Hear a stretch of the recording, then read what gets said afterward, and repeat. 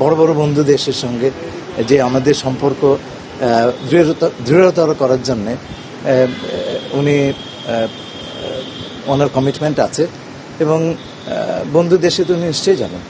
তাহলে কোনটা আচ্ছা, সেটা এখন আমরা জানি না। We are still working on it, honestly we are working on it. এটা আপনার শুধু আমাদের কনভিনিয়েন্স না, তো যে দেশে যাবেন তাদের কনভিনিয়েন্সটা দেখতে হবে, তাদের প্রধানমন্ত্রীরা সেই সময় থাকবেন কিনা ইত্যাদি অনেক কিছু বিচার্য বিষয় আছে। এটা আমাদের জয়েন্ট রিলিজে থাকবে, আপনারা 2 দিন অপেক্ষা করেন। চীনের রাষ্ট্রপ্রধানের কাছ থেকে ওনার একটা আমন্ত্রণ ছিল, তাই উনি গেছেন। এমনি তো যেতে পারে না, তাই না?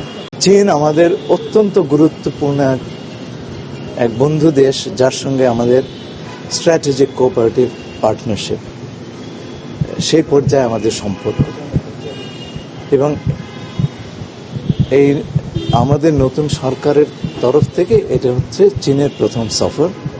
তাদের প্রধানমন্ত্রী আমাকে পররাষ্ট্রমন্ত্রী আমাকে আমন্ত্রণ জানিয়েছেন এবং এই সফরে আমরা আমাদের দুদেশের সম্পর্ককে আরও দ্রুত এবং আরও গভীর এবং ব্যক্ত করার বিষয়ে বিস্তারিত আলোচনা করব।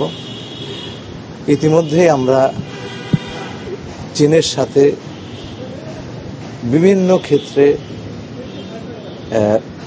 ব্যাপক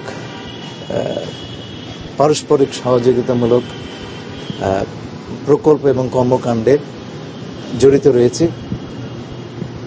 এবং এই সম্পর্কটাকে স্ট্র্যাটেজিক পার্টনারশিপের চাইতে ওপরে নেওয়া যায় কিনা সেই নিয়ে আমরা আলোচনা করব, তাদেরও আগ্রহ আছে।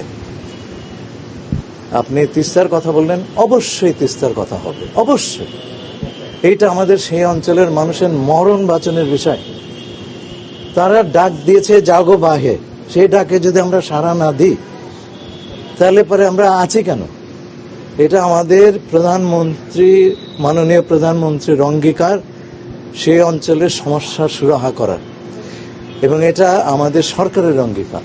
এই অঙ্গীকার আমরা পূরণ করব।